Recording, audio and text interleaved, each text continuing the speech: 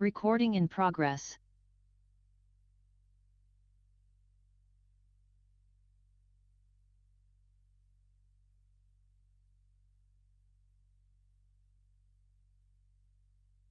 Can't hear you guys.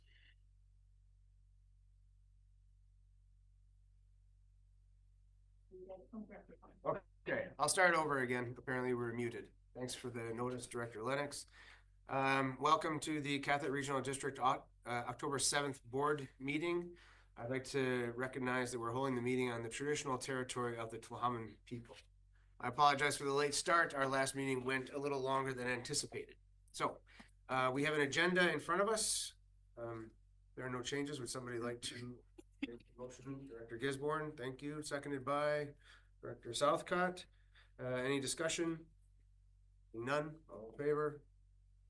Motion carries. Now, adoption of the minutes. Corporate officer, you said there's an error with. Oh, yes. So thank you, Chair. I had made the correction but haven't published them yet. And that was on August 27th, 13.2 community, the strategic priority fund grants, where we had 4 motions there. You have to have as part of that is that the QRD will provide overall grant management for it. So if you could make that amendment. I'll move the minutes as a block with the amendment for the first one. Okay, well, first I'm going to ask, are there any other omissions? And seeing none, we'll go with Director Gisborne's motion and seconded by Director Elliott. Yeah. Okay. And to be clear, it was a block for 3.1, 3.2, and 3.3. Yes, with 3.1 amended. Okay. Great. All in favor? None opposed. Motion carries. Same deal. Minutes, September 11th. No, we did them all. Oh, we did them all. Okay. Right. Shoved them through as a block. Oh, great. Well, yeah, that's no delegations or inquiries, no unfinished business, and 2 items of correspondence. I already see that one has been pulled for business arising from correspondence. Is there anything else that anybody would like to have any action taken on? And if not, we'll move on to item 7.1 regarding the correspondence from Jim Zaffino, CAO Regional District of Okanagan-Similkameen. How do we wish to proceed? We've got a recommendation in front of us. So moved. Thank you, Director Gisborne, seconded by Director Southcott. Any discussion? Seeing none, I'll call the question. All in favor? None opposed. Motion carries. Consent agenda. Would anybody like to pull anything from the consent agenda? Director McCormick. Item 8.7. Okay, item 8.7 is now item 9.1. Is there anything else? And if not, can I get somebody to move the remaining consent agenda? Director Elliott, thanks. Director Gisborne. All in favor? Any opposed? None opposed. Motion carries. So moving on to the former 8.7. Director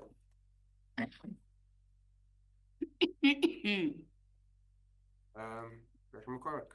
Thank you, Chair. The reason I asked to remove this is because I've been thinking about it a lot, and although I did support it at the committee level, having brought in a completely different motion at the beginning, I do not believe, in all honesty to myself, that I can support it at the board level. I don't feel that I have no argument with Knowles per se. My argument is with the concept of giving license of occupation to an American entity at this time. That isn't to say a month from now or 6 months from now, it wouldn't be different, but right now, that is how I feel. And so I'm going to have to vote against it, and that is why I asked to pull it. I just feel that sovereignty is pretty important and that I would rather stand up for Canada in this case than our official community plan. So, thank you. Okay, any other comments on this? Director Southcott. Thank you. I had considered pulling it as well. One of the pieces of property that are itemized in the report is quite close to a property that the Malaspina Land Conservancy Society monitors, which is covered by a covenant. It's about, I don't know, 500 acres, the Land Conservancy of BC. The owner of that property expressed real reservations. Interestingly, that owner is American. He's very consistent with the principles of both organizations. that I represent. And really there are questions in my mind about how Knowles would utilize the land granted to them, which haven't been answered. So I don't think I can actually support this either, just on the basis of not having that understanding. I probably very much like Director McCormick. I fundamentally don't have reservations because the underlying principles and what this organization does. I used to be a member of an organization that provided this kind of services.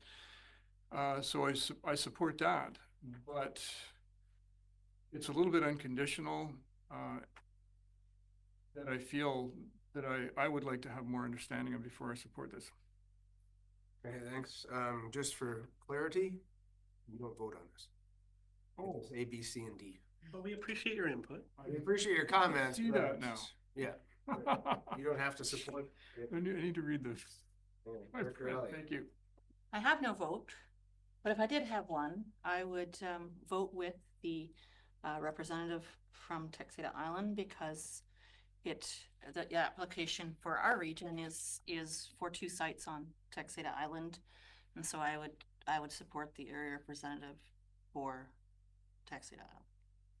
Yeah, I think I saw Director Fall's hand up. Yep. Yes, and I recognize I don't get a vote on this, but since the Islands Trust handles land use planning on Lasqueti, the province sent the referral for the 2 sites on only the 2 sites on Texada to the QRD. They sent the referral. They referred the 1 site on Lasqueti Island to the Islands Trust, and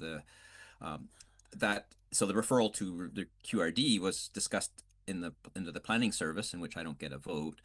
On Lasqueti, there's been a lot of discussion, and some of the concerns that I've received from Lasqueti residents focus on 2 main issues: a lack of consultation by Knowles with the Lasqueti public about how fire risk may be mitigated, and how fire risk might be mitigated. The overall application is a renewal for some sites and new for others. It's not entirely clear, but I believe these are new sites, but I'm not 100% sure. Because there's 77 in all.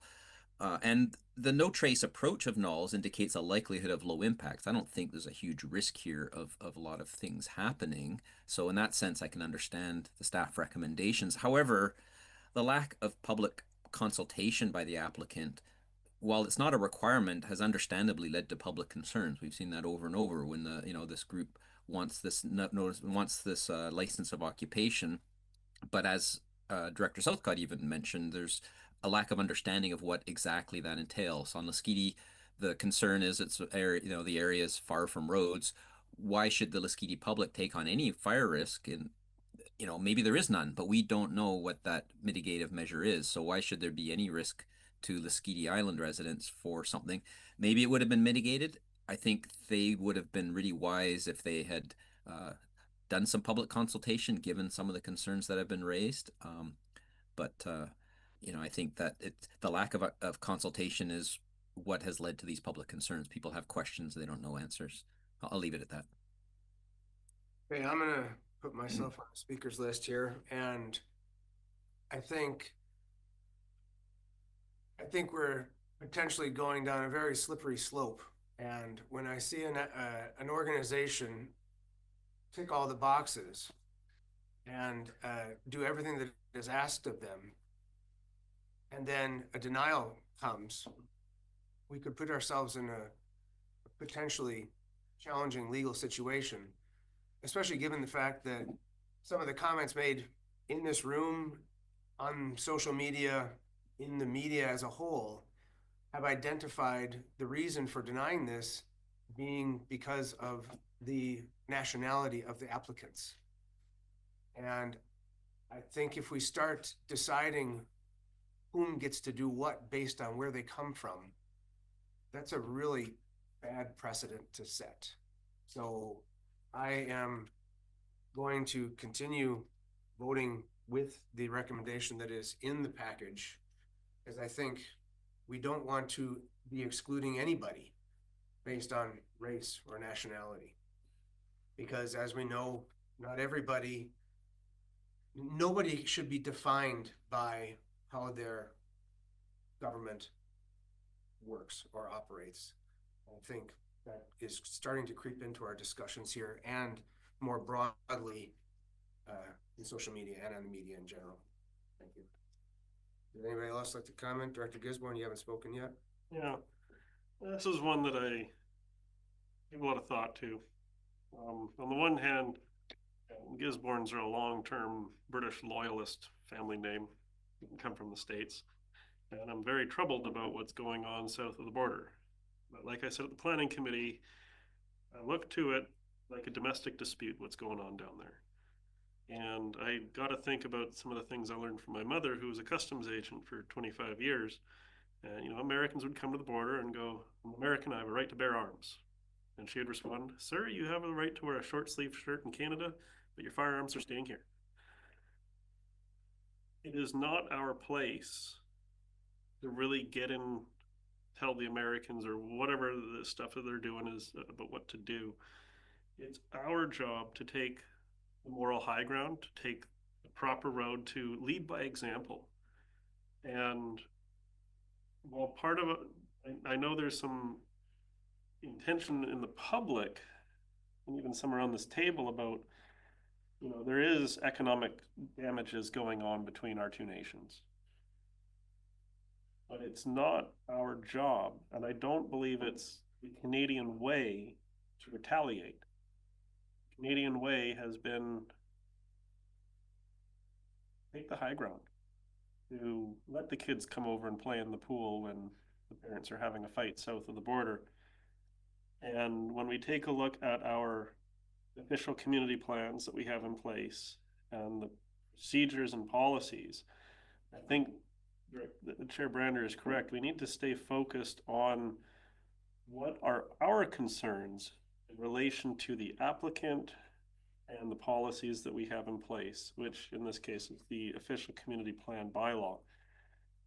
Now, of course, I have concerns about folks showing up and having fires and not knowing our rules. You know, when we have a burning ban, some folks show up and they just light a fire and they do their own thing. Now, this organization, they've gone through the effort to submit their applications to the ministry so that way they can camp on Crown land, essentially. Which to me would signal that, okay, if they're going to go through all that trouble, they're probably going to keep an eye on what the burn ratings are and what the open burning smoke control index and what things can be burned. And they're going to try and, you know, keep their nose clean and you know, try and present an exemplary experience to the people that they're taking up and down our coast. And I believe that we as Canadians and we as elected leaders can show them the path of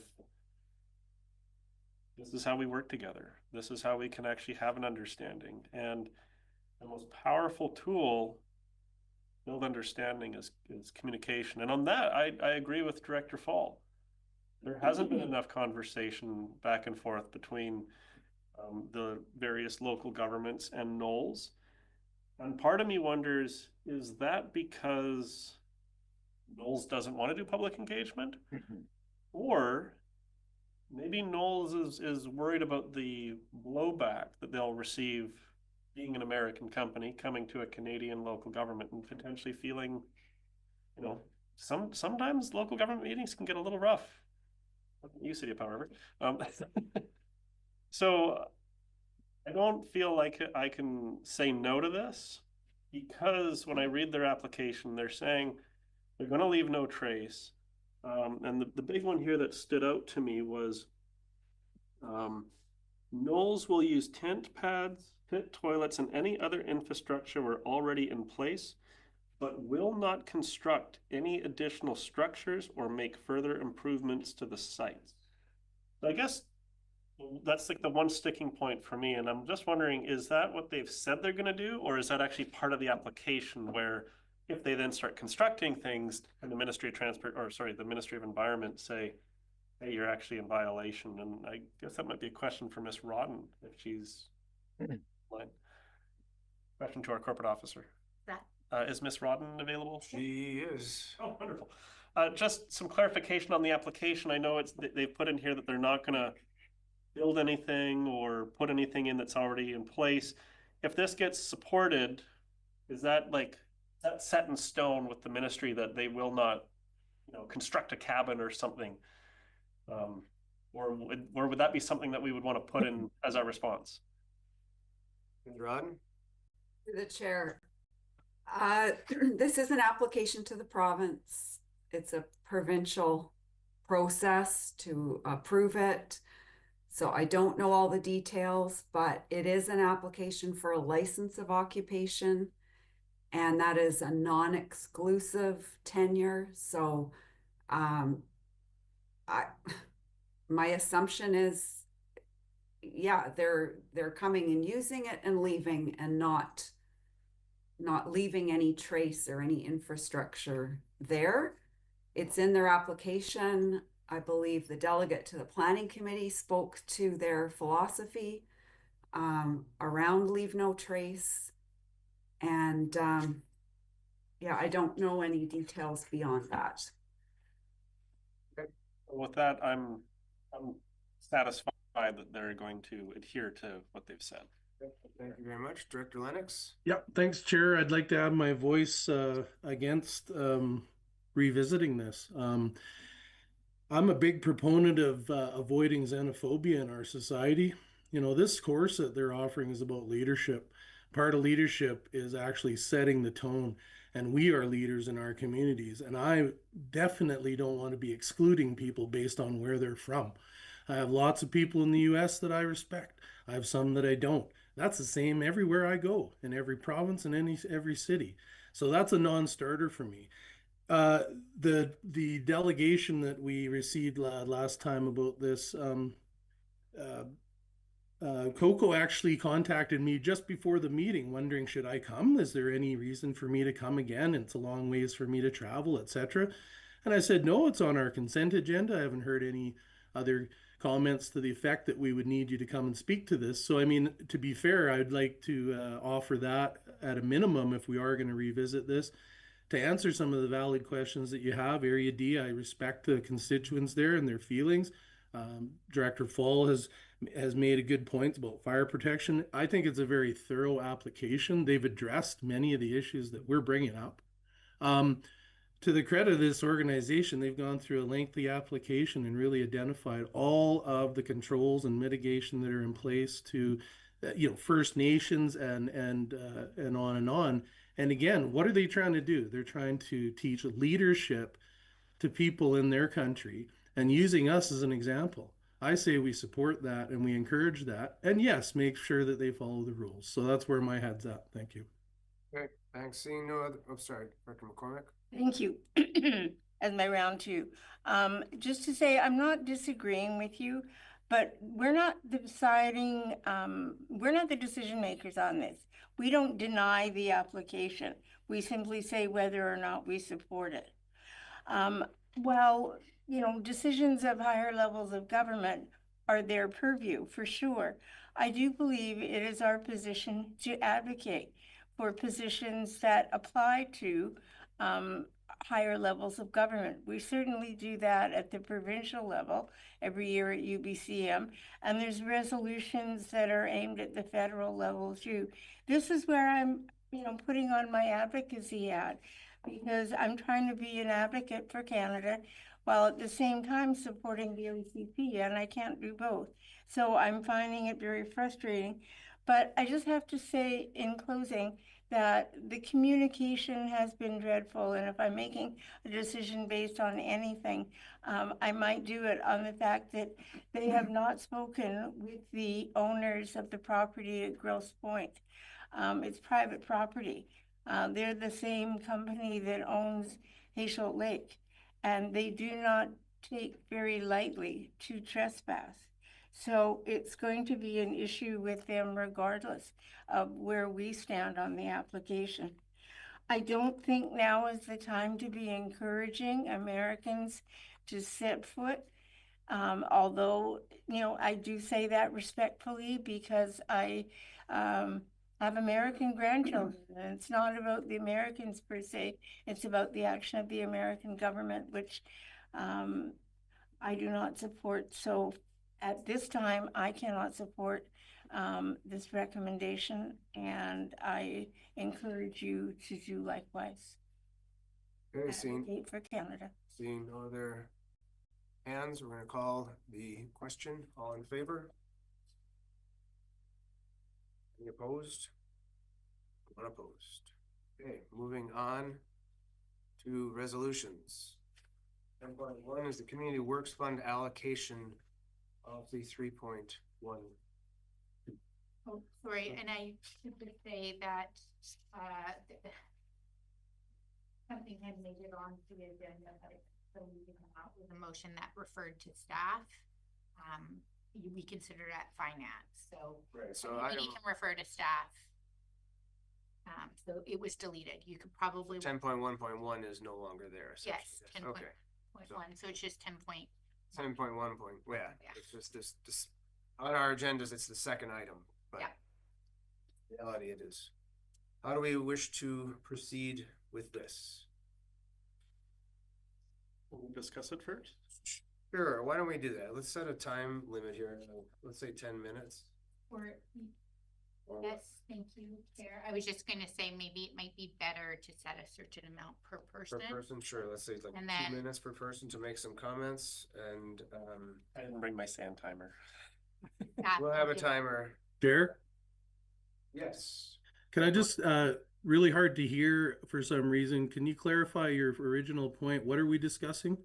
Oh, we're just gonna start off with, I guess, comments, not debate, but comments and thoughts from anybody who wants to speak. But we're gonna limit it to, say, 2 minutes per, so we can get through it rather quickly. Sorry, and that was 10.1? Oh, sorry, yeah, those comments. May I, read out the motion? Thank you. Is that okay, Chair? Go ahead, yeah. Sorry, Director Lennox, there was like a holdover from a committee referral on this agenda that's being deleted, but I'm noticing some people's agenda still has it. So 10.1 should only have that the board directs staff to propose amendments to Community Works Fund Policy 3.112 to provide that beginning in 2025 annual funding be distributed. Like, that's the motion. Yeah. Yeah, the first part has been removed. We dealt with that in the Finance Committee meeting. Okay, so in my agenda, is there the second part as well, that the policy include provisions that allow, et cetera? Yes, that the Yes. policy include Okay. provisions, flexibility, 2 bullet Alright. points, yes. Yeah, Thanks. Okay. That's where we're at right now. Okay, thank you. So we have the recommendation in front of us that was voted on at the previous Finance Committee meeting. There's been some discussion about maybe an alternate motion being put forward, but Director Elliott was here first, or go ahead, and then Director Lennox. Well, no, we're just gonna do the comments. Sure. I'll go to Director Elliott. I apologize, I forgot about that. Director Elliott, and then we'll move around the table. I first wanted to clarify that the population of the regional district includes only the area regional district, not the regional district as a whole, and that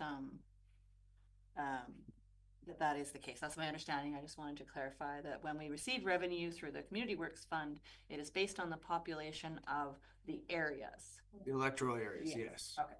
And then my thinking is that we need to also amend the policy to include an actual statement that says that it is our policy to spend Community Works funds on projects within the electoral areas of the regional district. And so we kind of jump forward to distributing how we're going to just pool some money for priorities, but what we still want to make sure that the policy is clear about is we're talking about regional priorities within the electoral areas. And so that we don't have that confusion down the road about perhaps a project that is located within the city. Okay. Director Gisborne, your 2 minutes. Can we start the clock again? Thank you. I might need it. First, I want to say I'm very thankful that the Assembly is considering the Community Works Funds policy. It's been something that's kind of been eating away at a bunch of us for a long time. And one of the things I always tell myself when working on the farm is you can do it fast or you can do it right.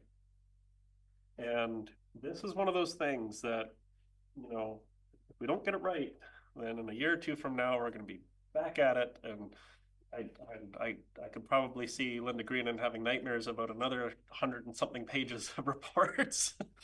And I'm having a bit of a procedural challenge with how to proceed with this particular motion because there is the other motion about changing policy 3.12 that's also kind of floating in the ether.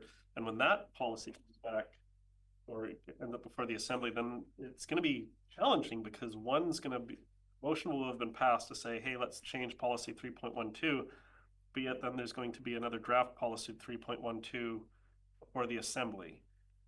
So that's where I think we're going to have a bit of a procedural challenge when we cross that bridge. Oh, go ahead. Go ahead and keep speaking. We'll let you've got 45 seconds left. Okay. This proposal of the policy, I get the intent, but it talks about 25% towards regional or electoral areas, and I really appreciate Director Elliott's kind of clarification that like regional should actually mean within electoral areas, and that's something that I hadn't really considered as part of this proposed motion. And then you've got the 75% areas based on population, but then the motion itself doesn't actually then talk about splitting up the electoral areas individually based on population. So this is where a challenge for me at this time. So 5 seconds left, I hand the time back. Okay, Ms. Jones, you wanted to address? Thank you. No time for the corporate officer. No.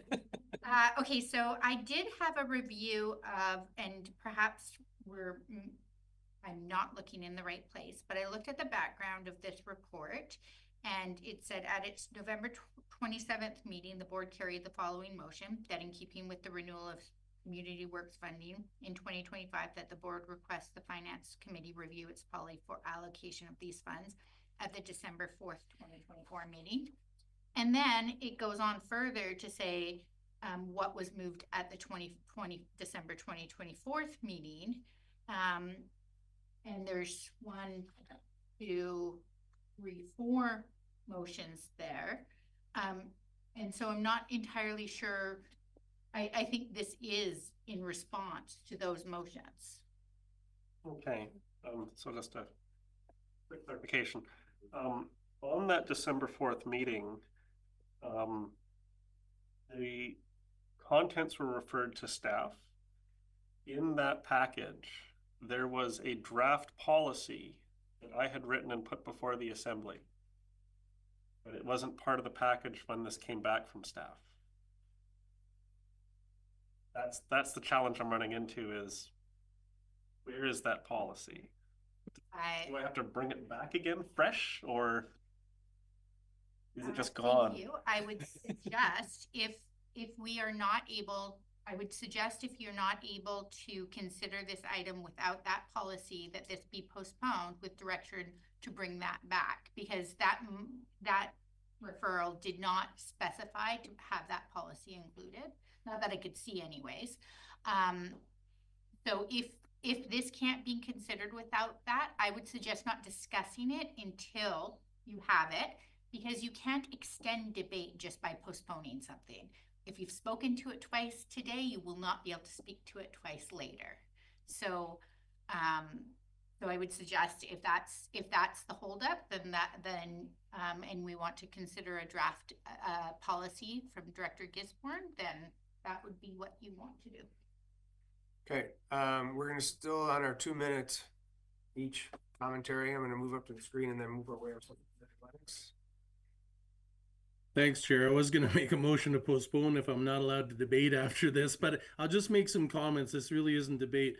I do believe that we should be looking at our policy first. Why? You know, I voted against this in our previous meeting, but really it's the last point that we're all agreeing on, I think. flexibility for electoral areas to contribute share of their funds toward board prioritized projects, whether they're an area or regional.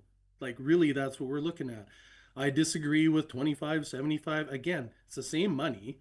We will decide at the point when we have a decision before us what's regional and what's in an area. So, and I've also the passage about borrowing and repayment, I just don't think that's appropriate. I think that we know what's kind of possibly allotted to us if that's what we decide. And then we get to decide where to put those monies. I think that provides us our flexibility. Thanks. Okay, I'll go to Director Fall. Remember this, Okay. keep it to comments and try to avoid debate.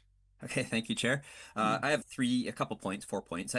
In terms of the policy, I think we agree that the goal is that the CWF should mostly be spent in the EAs. This can be done by some simple wording changes to the policy as suggested by Director McCormick. I think that's a starting point because we can already make progress on that. Second point, I think we generally agree that CWF spending should aim for general equitability. This could also be added to the policy as a clause to the effect that equitable spending will be monitored over time based on allocations and expectations with a goal of general equitability, but also that the goal is not a strict zero-sum process. This would support flexibility in the decision process to be able to adapt to emerging needs. We don't want to, corner ourselves too much. Being clear that the equitability goal is general guidance and not strict zero sum is important to avoid unnecessary tension but during CWF discussions and would also avoid hair splitting on the target allocations. I think we can hold off on specifying what those exact targets would be until we resolve the policy direction, because I think then that'll help provide us with some better context. The third is that I think the policy should include a clause for periodic review and rebalancing. For example, at the start of each new CWF agreement at a minimum, that's when we might be able to reconsider and look at where we're at, clear the ledger and reconsider things. And in that clause, in that frame, I think as I mentioned at the Finance Committee meeting, the language should be about, borrowing from the future and keeping track rather than, repaying and so on.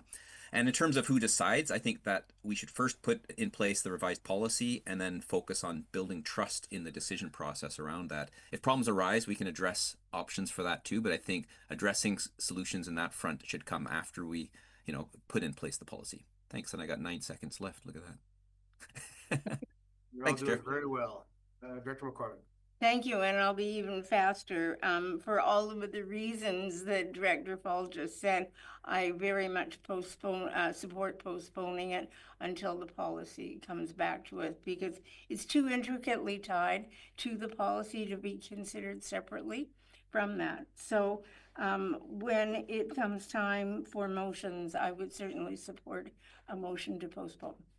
Okay, Director Southcott. Nothing to add, thank you. I have one procedural question.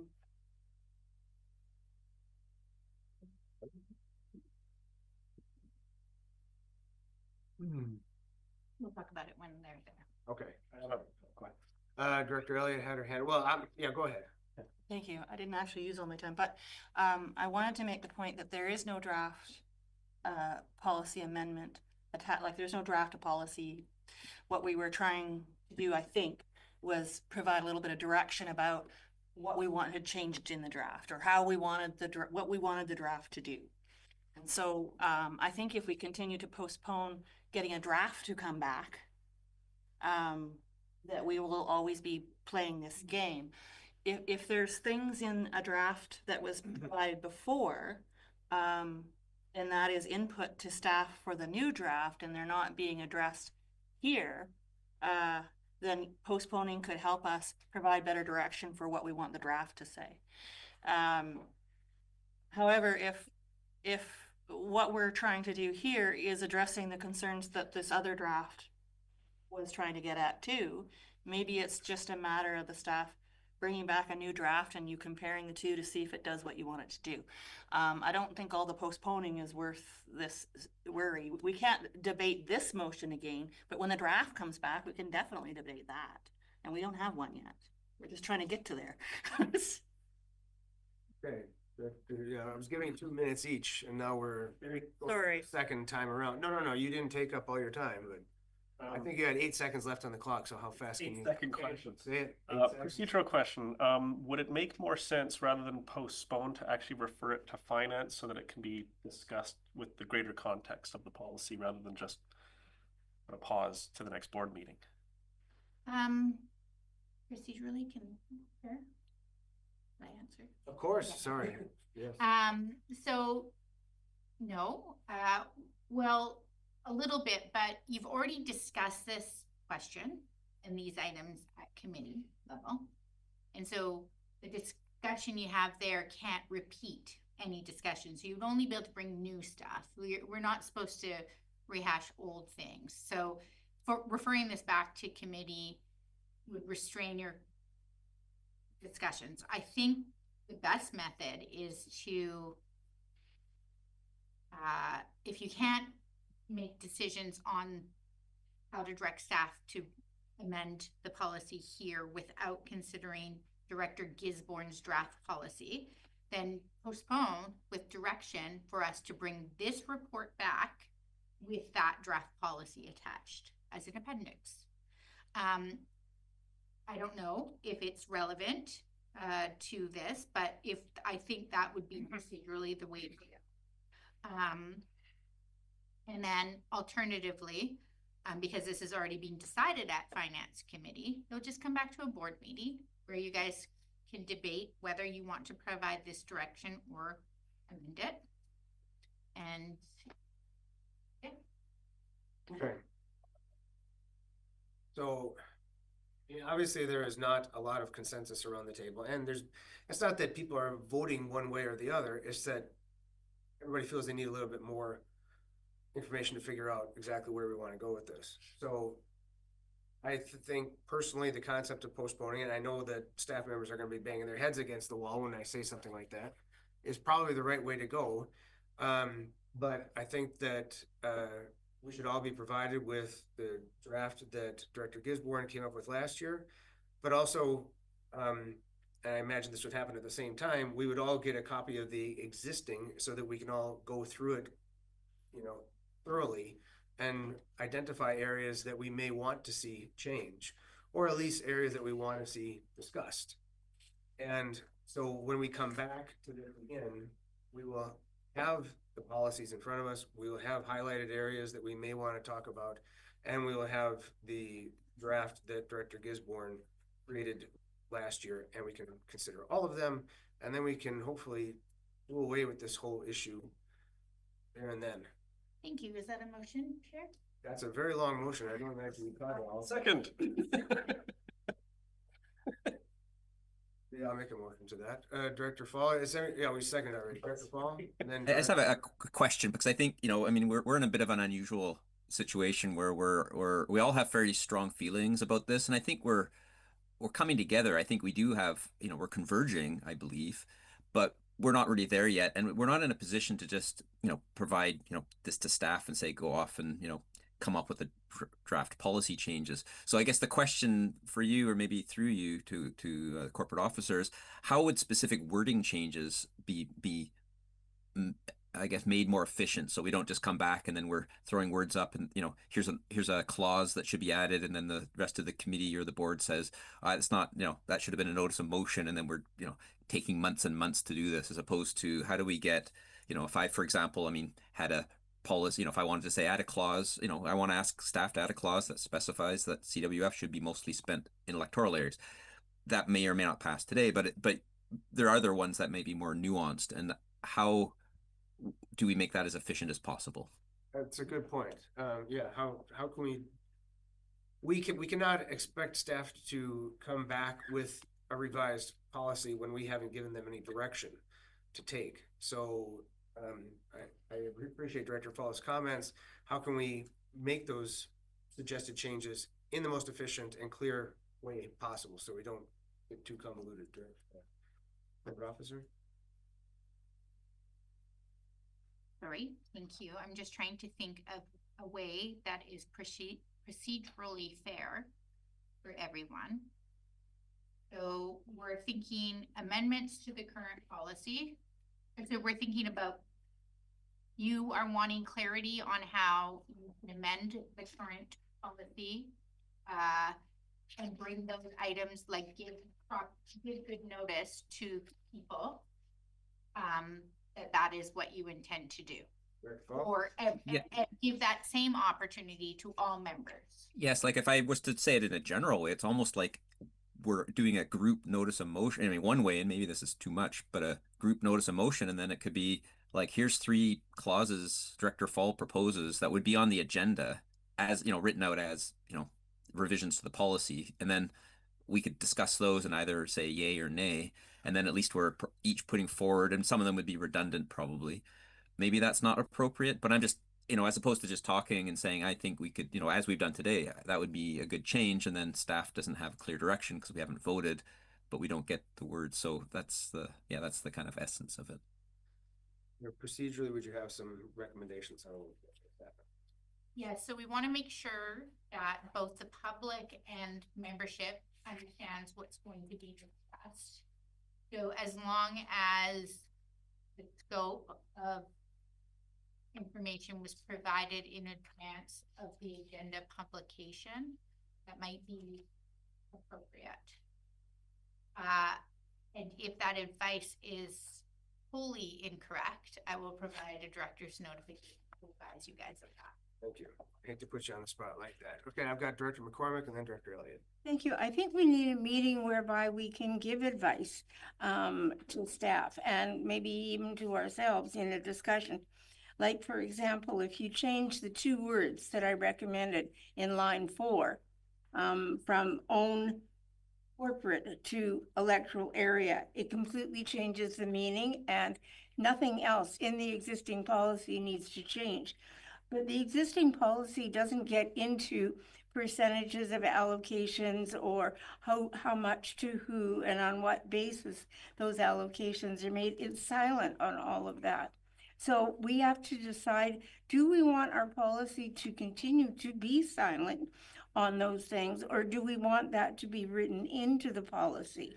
The advantage of it being silent is that we can be more flexible. Future boards can be more flexible in changes that are felt to be appropriate.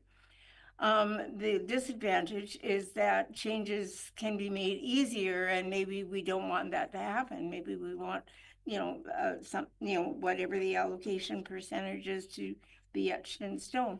But I think we still need to have one further discussion with staff, which provides us an opportunity to provide input that they can then take away and then formulate some recommendations.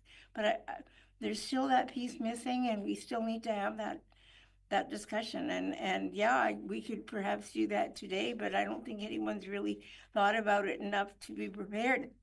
No, I think that's what we're suggesting, is that everybody go away, read Director Gisborne's draft, read the existing draft, come back with suggestions, and then we have the discussion here so that we can come up with something, formulate a policy, and then have staff put it together, make the necessary changes. So then may I make a motion to postpone to the next board meeting? Already a motion. We already have that. Okay, sorry, we already have that? Thank you. If I can clarify where we're at, we have a motion to postpone to the next board meeting with direction to staff to include a draft policy provided by Director Gisborne and the current CWF policy. And where we're at right now is how we can provide adequate notice to each other and to the public about potential changes we might want. And what we're proposing is that when we leave this meeting, directors will be distributed those policies via email and provide their amendments to staff, and we will include those on a sheet called notices. And if I'm incorrect about that process, I will let you know after the meeting. But I think that's where we're at. I believe so, and Director Fall's initial suggestion, so I think he's nodding, so it sounds like it's all done properly. So Director Elliott. Thank you. I think the process is fine and great. The stuff will come circulated to directors prior to it landing on an agenda, right? And our input to the process will come into the agenda under ideas or notices or what have you. And then we will have another discussion here at this level. I just wanted to make the point that, in reference to the corporate versus internal extra, this policy seems to be a procedure for considering grant applications from external organizations versus ourselves. And the policy statement is actually not a policy statement at all. It just talks about where the funds come from. And so that's confusing. And I think we want our policy statement up front to identify that we intend it to be for projects that would benefit folks from the electoral areas. And nowhere does our policy say that, and it needs to. And so that's where all of this confusion came from in the first place, is a lack of understanding around that point. And so I will make those comments at the time when we get back to this, but I just wanted to say the existing policy is attached, and it seems to be just procedures to talk about internal versus external projects. And while we need a policy about whether we're accepting internal or external or what have you, that's not really what we wanted out of our policy. And so I just kind of, it's a statement I'm making that it's a little bit bigger than just making a few changes. Okay, well, we have a motion in front of us. One of the hands, so we'll vote on it. It's essentially, if you want to move that, I'll read it out real quick. That the board postpone this item to the next board meeting, include policy drafted by Director Gisborne, capital G. And call a question. All in favor? Okay, passes unanimously. Item 11.1. We have a recommendation to receive the report. Gisborne? Yeah. Part of me wasn't very surprised that the other members. Moving this? Oh yeah, I'll move it. Seconded by Director Southcott. Okay, go ahead, please. Yeah, I wasn't entirely surprised that the other members of the Agricultural Advisory Committee didn't respond. It's a very busy time right now for the agricultural community as we're all harvesting. One of the things that's in this staff report is that the board may wish to provide feedback to the Ministry of Agriculture based on the comments provided by Director Gisborne. They're on the bottom of page 2 and the start of page 3. I talked to a few other farmers in the area about that, and they all seem to think that those comments were in alignment. For folks watching, the first one was the acronyms TFW and TFWH. You may think that they're actually talking about the same thing, but they're absolutely not. One's talking about temporary foreign workers, and the other one talks about temporary farm workers housing. Changing the acronym would probably reduce confusion. The other comment is immigration and federal jurisdictions, and why a farmer is on the farm and how they reside should have no distinction or discrimination based on why they are in the country when it comes to provincial or local government regulations. The federal government could change their rules at any time. The third point was the province and local government should have the exact same policy for agricultural workers housing, whether the worker is a citizen, landed immigrant, permanent resident, temporary foreign worker, an international student, a refugee, and the province and local governments should make no distinction between that. And the last one was, as for how much housing should be allowed on a farm to enable agricultural production, should be set as a percentage of the lot coverage, suggest 5% as a starting point. That was just a thought. But those are essentially my 4 comments, and the board may wish to provide feedback to the Minister of Agriculture. The motion right now is that we receive it, I believe, and if folks are amenable, I'd put forward a motion to send this to the Minister. All right, well, let's deal with this one first. There's no other comments. I'll call the question. All in favor? None opposed. Motion carries. Director Gisborne? Motion that we refer the information and comments to the Ministry of Agriculture. Seconded. All right, Director Lennox, any comments, discussion? Director Elliott? So the Director proposal Paul? in the package said the board may wish to provide feedback to the Minister of Agriculture based on the comments provided by Director Gisborne. Is that the same intent as the motion on the table now? Yeah, I believe so. Yeah. Director Gisborne, that's. I think that's what I was trying to do. Maybe sloppily. Sorry, corporate officer. Okay. You just said to provide the information, and I think what These we comments. would more accurately want to say what this package says. Okay. Seeing no other hands, I'll call the question. All in favor? I believe Director Fall had his hand Oh, up. I'm sorry, Director Fall, you did have your Well, hand up. my question was the same as Director Elliott's. I just wanted to be clear that we were actually talking about the comments made by Director Gisborne at the Agriculture Advisory Committee, not that's what the information means. Okay, great. So then the motion, the vote can still stand because Yeah. unanimous. Bylaws 12.1, rescinding adoption of resource recovery center and waste transfer station temporary borrowing bylaw 603/25.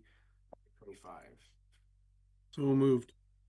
Director Lennox, Director Elliott, any discussion? None, all in favor? Motion carries unanimously. 12.2, RC and waste transfer station temporary borrowing bylaw number 603/2025. So moved. Okay, we got Director Gisborne, seconded by Director Lennox. Any discussion? See none, all in favor? Carries unanimously. And 12.3, at the Regional District Permissive Tax Exemption Bylaw 604/2025, moved by Director McCormick. That the board give first and second reading of Cathett Regional District Permissive Tax Exemption Bylaw number 604/2025. Thank you. Seconded by Director Southcott. I think I saw his hand. Any discussion? None, all in favor? Carries. And I'd move that the board give third reading of Cathett Regional District Permissive Tax Exemption Bylaw number 604/2025. Seconded by Director Gisborne. Discussion? None? I'll call a question. All in favor? Carries unanimously. And I'd move that the board adopt Cathett Regional District Permissive Tax Exemption Bylaw number 604/2025. seconded by Director Southcott. Any discussion? None, all in favor?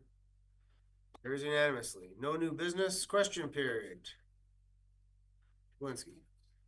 Hello, Chair. Thank you very much. On item 10, which was the Community Works Fund, I'm not sure, I understand it's been postponed.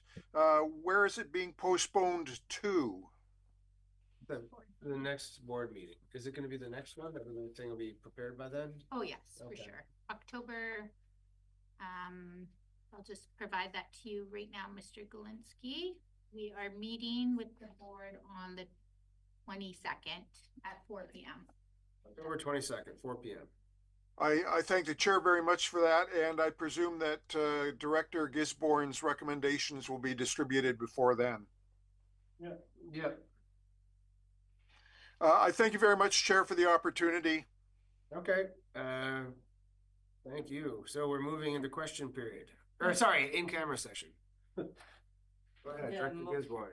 Okay, I move that the board move in camera, the meeting be closed to the public on the grounds that the subject matter to be considered relates to matters covered by the community charter under section 91A, personal information about an identifiable individual who holds or is being considered for a position as an officer, employee, or agent of the regional district, or another position appointed by the regional district.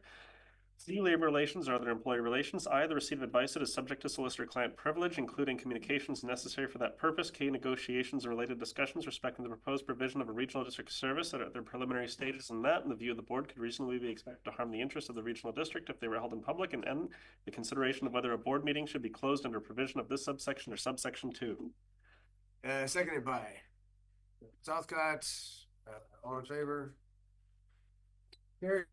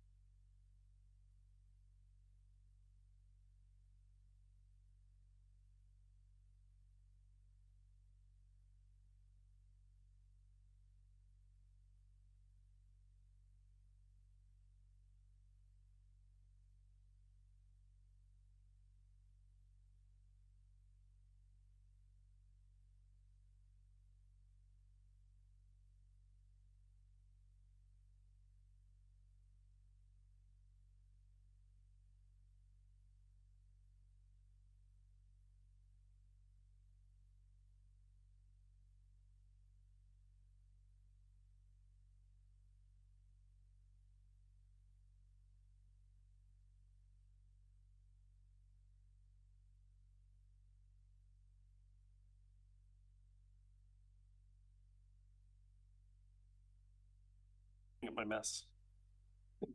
Anyone else leaves, I don't know if we can do a rest. I'm staying in place. I got here.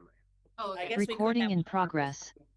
All right, we are back from the in-camera session and the board has a rise and report. So today it was announced that the Catholic Regional District is the recipient of 2 awards from the BC Municipal Safety Association. First, Northside Volunteer Fire Department won the 2025 Innovative Safety Solution Award for the design and fabrication of a mobile cart for the live fire igniter box. Second, the Catholic Regional District won the 2025 Organizational Safety Excellence Award for safety improvements. Second item we are rising reporting on is the board directed staff to enhance the dental plan in the fire department's health and dental benefits to more closely match the Canadian dental care plan. And with that, we are adjourned. Thanks very much. Night, everyone. Night, Andrew. Recording stopped. There's